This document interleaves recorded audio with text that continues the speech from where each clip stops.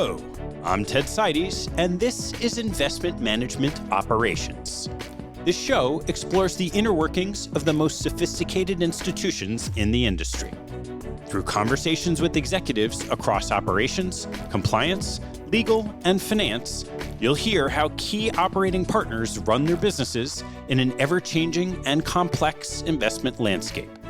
You can join our mailing list and access Capital Allocators content at capitalallocators.com.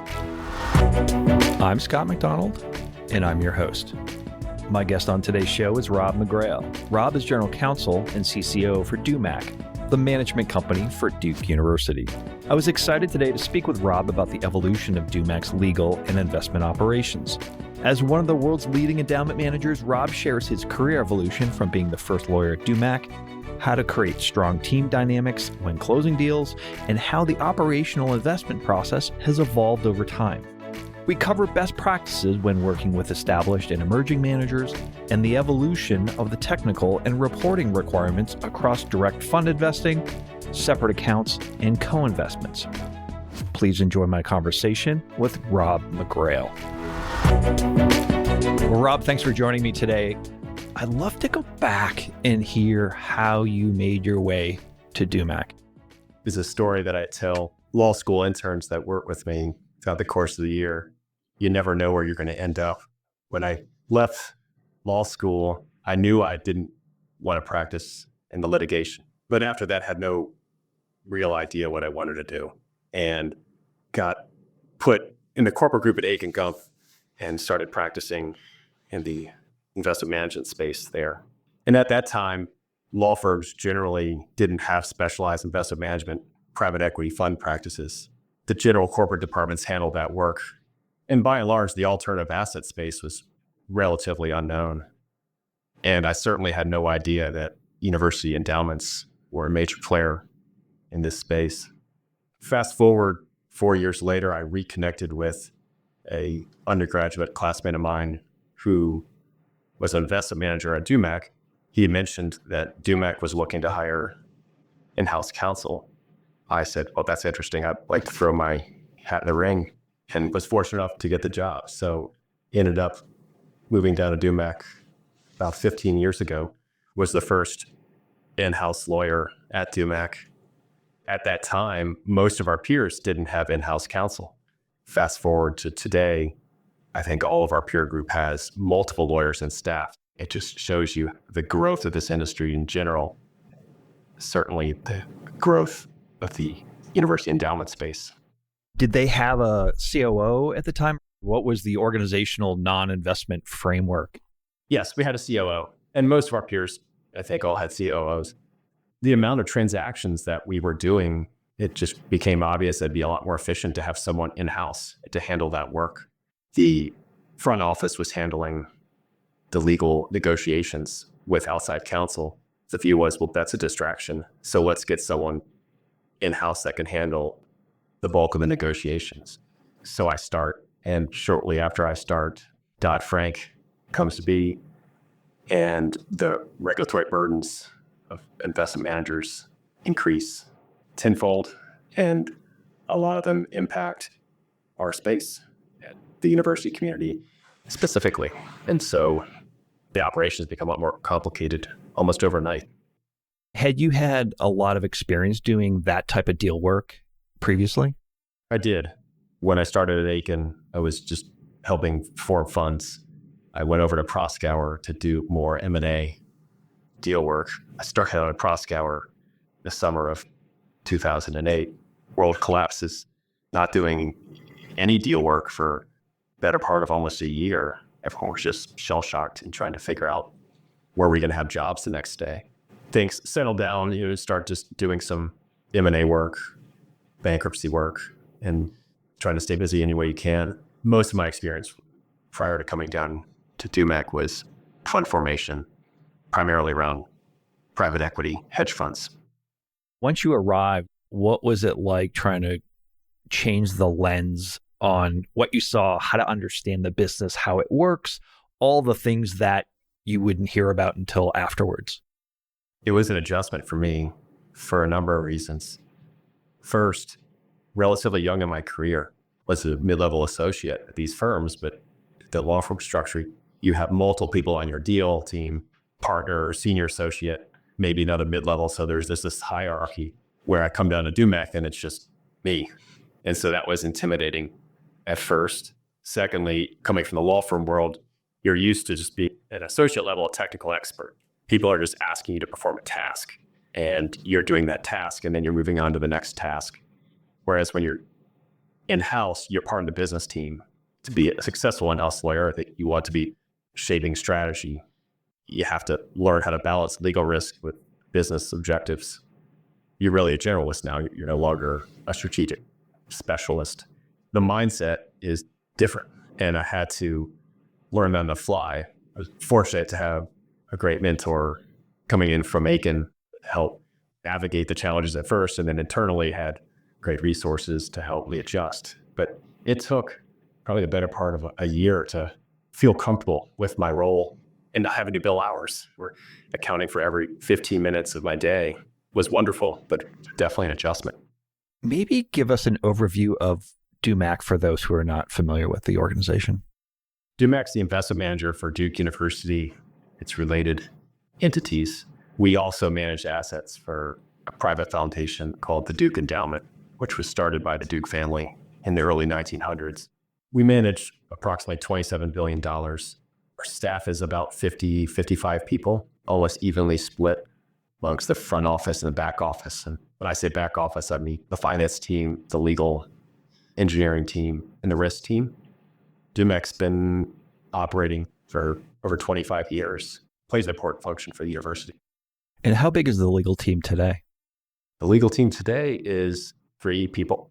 When I started, just me, at 3. And is that just a function of deal flow? And so you have growth in assets and mandates and the like? Yes, is the short answer. There's a number of challenges, I think, that come with hiring for this role. In order to have this experience, you're likely coming from a law firm. There's a pathway, first year, second year, third year, then you start coming up to the partnership track. Whereas if you come in-house, it's hard to figure out, where do I move up? The reality of it is you don't move up until I move out. And so you have to be very mindful about when is the right time to make that switch, certainly in the university endowment space. There's a world where you can say, well, I could use 2 or 3 more lawyers in here to help us to manage the deal flow instead of sending that out to outside counsel.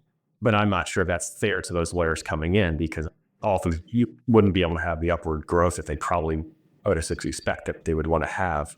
And striking that right balance of filling the right number of seats that's was optimal for the organization, but also fair to the individual. In this day and age, is it fair to say it's actually easier to find people because they're willing to come for the mission and say, look, I'm going to be on this mission for 2 years, 3 years. I'm going to learn something from a high-level institution with deep experience, and I'm going to get a lot of knowledge, and I'm going to take that and move on. I don't know if it's easier. It's certainly different today than it was when I started, primarily because post-COVID, I think there's definitely more of an appetite for people working remotely. We're very fortunate. We have a very successful alumni base. Folks love their experience at Duke, to law school, and there's a lot of people who want to come back to this area. Almost every few months, someone's reaching out to say, is there an opportunity here? And maybe switch over a little bit to the operational side, finance side. Like, how is the legal team working alongside the operations team, given the workflows and deals? We work very closely with the team. The way our office is structured, it's an open office environment. And so can't help but overhear each other as we're talking. And that's intentional because I spend a lot of my day reviewing an agreement or on the phone negotiating an investment. But outside of that, it's conversations with the team on when are we going to fund? Are the accounts set up? What are the tax implications? What happened in the prior fund? Did we generate UBTI? How often did they provide this disclosure? All of that is critical information for us to have to decide what posture we want to take in the current round of negotiation. So I want to draw on that a little bit. Being in that office, open workflow style, the bullpen style, how important is that tacit information flow to you guys trying to get stuff done in a quick manner? It's critical. I'll take a step back. Why do you want to have in-house counsel? And one reason could simply be, well, we'll have someone just replace what external counsel is doing and it will cost less. I think that's the wrong approach, but certainly could be a case made for that. And if that's the view, then put that lawyer in an office and just have them churn out documents all day long. What's really successful is that when you have the legal team integrated with the rest of the organization, the investment team and the finance specifically, if we understand the business, we understand the pain points from the investment side and from the operation side, we can decide how we want to negotiate a provision. And so instead of just the ILBA document says we should do it this way, and so we'll just make that request, we can actually go, well, DUMAC wants it this way because of these reasons. And that means we're not going to push on a point as hard as others may, because for DUMAC, it just doesn't matter. Or the opposite is that for us, it really does matter. In order for us to make that call, it's critical that we have the open dialogue with the finance and the front office teams so that we understand that and then know when to push or when to not. When you're working on a deal and there's something you have a rub, is that easier just to raise your hand in live environment, say, hey, we got a problem right now? Yes. I've been fortunate to work with most of the senior people here for over a decade.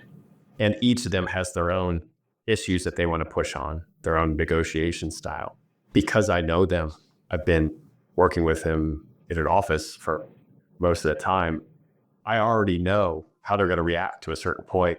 Oftentimes, I don't even need to bring it up to them because I know it. Or I can come back and then we have those conversations. We can get to the points that I know that they're going to be most concerned about. And it's likely we've addressed these at some point in the past. And so that we could look at that as an example of what we liked, what we didn't like, and then adjust accordingly. In my opinion, you only get that when you're working with someone day in and day out. You can have a very close relationship with your outside counsel. I think some of the best partners out there, you view them as more than just a lawyer, but as a partner.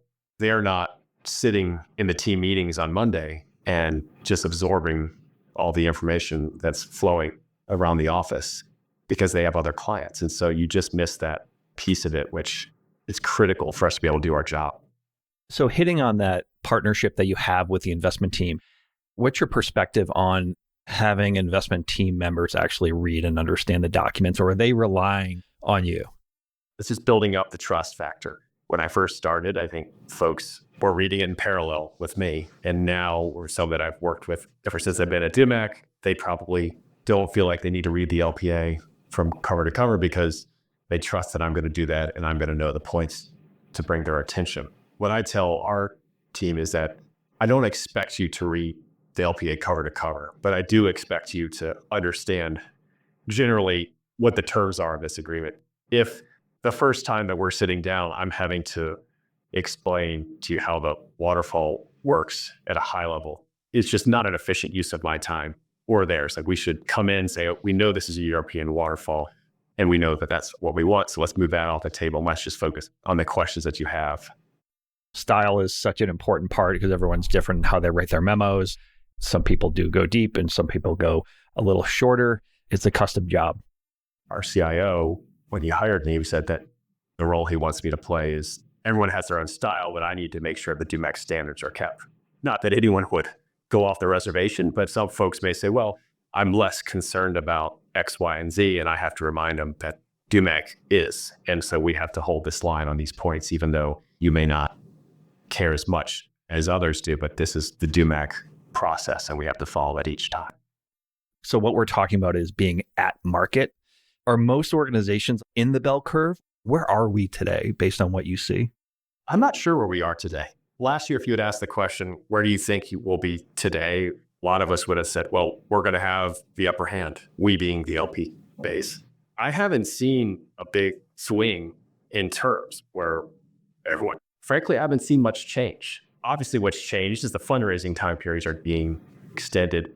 We have more leverage in that sense, and that if the managers want to close their funds and we are that final check, we can get better terms around the margins. But what we're not yet seeing is big concessions on economic terms. Unless you're coming in with just a really big check. If you're doing that, then you probably are getting some big discounts. And what about emerging managers? And I'd love to hear how that's evolved and how you approach legal and operations. The core investment philosophy hasn't changed. We want to partner with the best managers, regardless of their stage, whether that's emerging or established. And so we're going to focus on finding the best talent and most unique strategies and the managers with the strongest track record. With emerging managers, we and others believe it could be an opportunity for alpha generation for a couple of reasons. The first and most obvious is that you oftentimes can get better fees. If you're one of the earlier institutional investors coming in, there's obviously a big benefit to the manager having you on the platform, and you can extract some concessions for being that first check.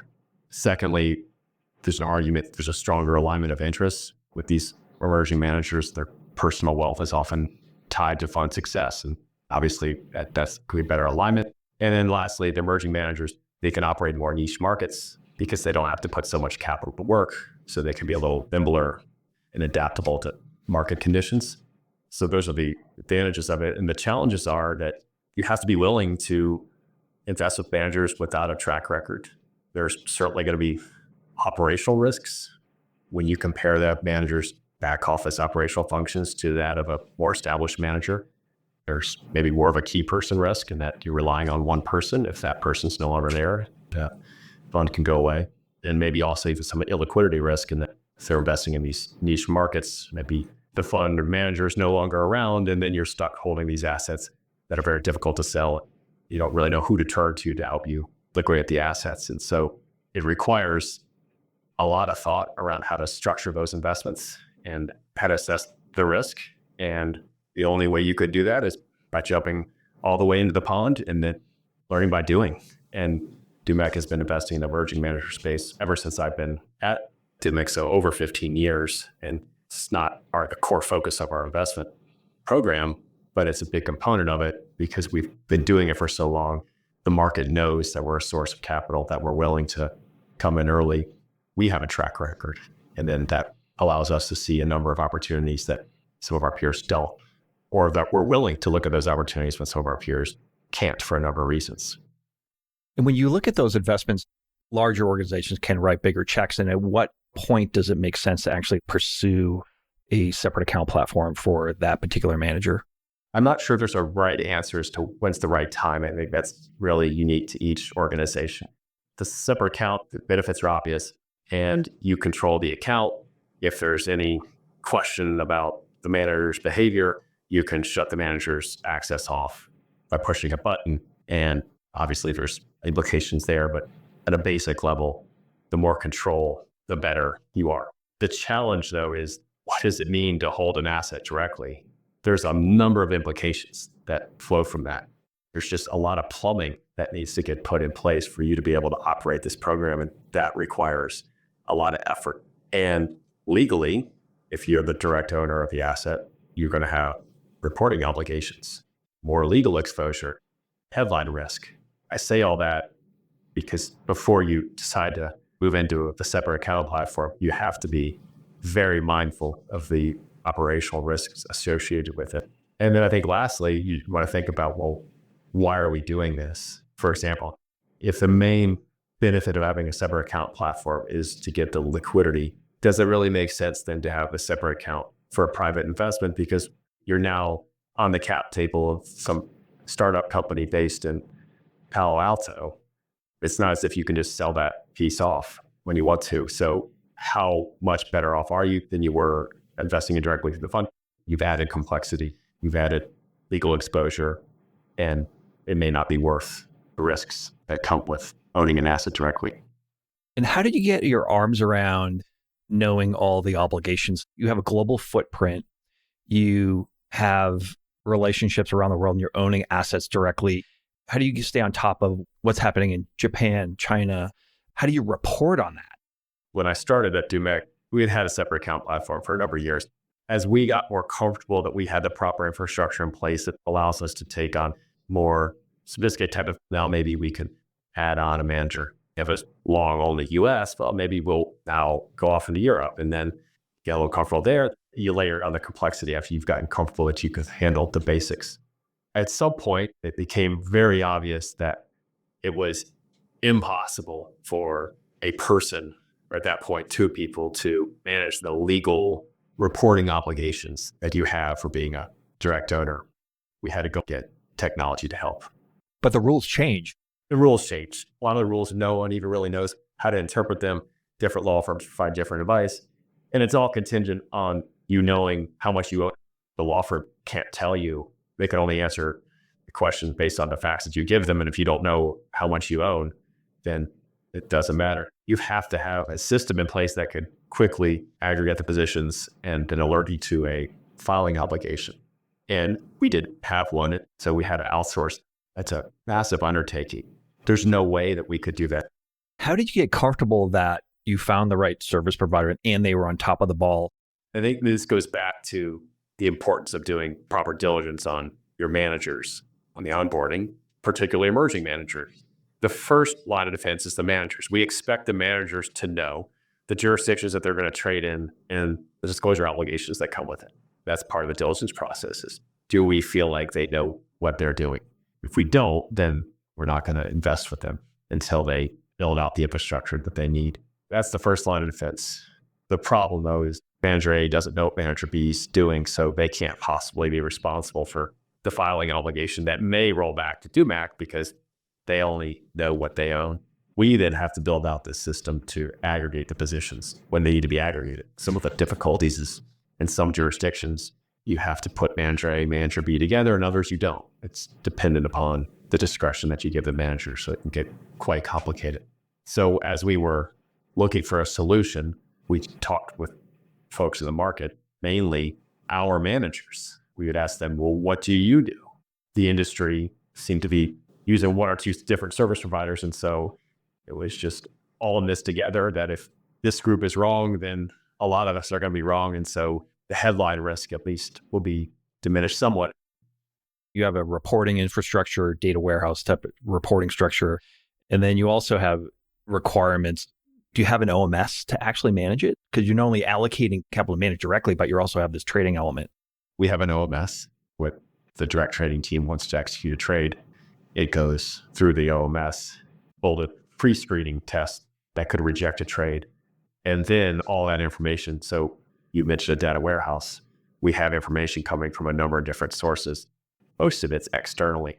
We need to get all that information and put it all together. For the reporting software to do its job, it needs a bunch of identifying information, a lot of which we didn't have because we didn't have a need for it. These rules can get so complicated, you have to have a lot more information in order to satisfy filing obligations. And most of us don't have the information.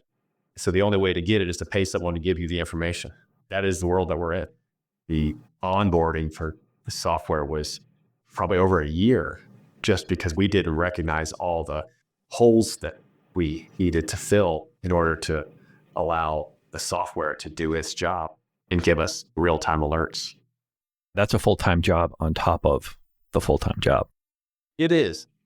So the false positive risk is pretty high. At first, it was very high. We just didn't know all the information that we needed to have in order to get accurate file results. And so we had a lot of false positives, and you go back, start from step one again, work through, and then figure that, okay, this data is bad for this reason. Then you clean it up, and hopefully that solves it going forward. And is there a feedback loop? You guys are trading, you have a bunch of activities that are happening outside your four walls. You own the asset, and then you get a trigger, say, hey, oh, by the way, you own X. And then the investment team might want to look at that and go, well, is that too much exposure? Is this a risk element that loops into this? You could use this system for that.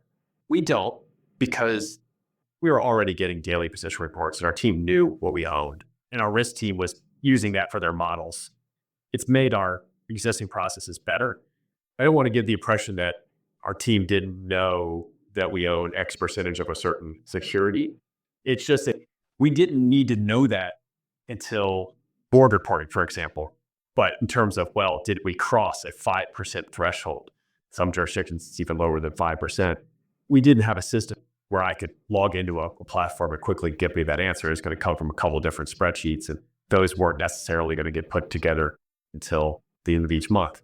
Now you could log in at the system and say, okay, what do we own? And that's where an OMS can really be helpful, because there's no way to have visibility on that until they're actually transacting. So that's one way to get a little bit of a warning signal to say, hey, if you have a tolerance for X and you're at X minus whatever that may be, it'll give you, hey, just a heads up, you get a soft warning. And then that way you're aware of that. You're exactly right. So where it becomes important is with our outside managers, the risk associated with having a separate account platform is you're now exposed to their actions because you directly own the security. So the importance of doing diligence on the managers, making sure that they have operations teams that understand how to comply with these rules. And so we really rely heavily on the managers. We understand that you can't make the filing obligation, but the expectation is that you know how to manage your portfolio. We have very good relationships with our managers. And again, that's a critical part of this, is that you've got to trust them and have that relationship where you can call them up when you have a question, and they certainly will call you up when they have any issues or concerns. It's just that level of trust. It's so important. There's definitely a lot of knock-on effects for this, and probably underappreciated until you're there. So you're there. That's right. I'd love to turn to co-investments. Some of the survey data I've looked at is saying the number of people who are looking for co-investments is much greater than probably the availability of those people getting the allocation to co-investments. Being kind of an important player in the market here, I'd love your approach on how you think about co-investments, the importance of speed. Legal processes is so important for being a partner of choice in here. Everyone seems to want more allocation to co-investments, and managers, and they're using it as tools to attract more capital to their main funds. Generally, there's different types of co-investments. We can put it into two buckets. The first is a co-investment with manager that forms a co-investment vehicle. By and large, that outside capital is their existing LP base. There's also co-investments where you're investing directly on the cap table. Managers, when we're thinking about the challenges with co-investments, there's challenges just generally, but then also specifically when you get into the different types of deal structures, and maybe we can get into that a little bit. But why do you want co-investments? Well, if you can get access to investments with lower fees, that's good for obvious reasons. The challenge, though, is that first, it requires a different skill set. Our organizations, by and large, are really good at picking managers. What we don't do, generally speaking, is evaluate deals. And that is a different skill set. That's a skill set that maybe you don't have internally. So you have to go off and find someone who can do that, or just develop that skill internally. Oftentimes, the managers, the reason they need co-investors is because they can't allocate the full capital amount to the deal that they'd like to.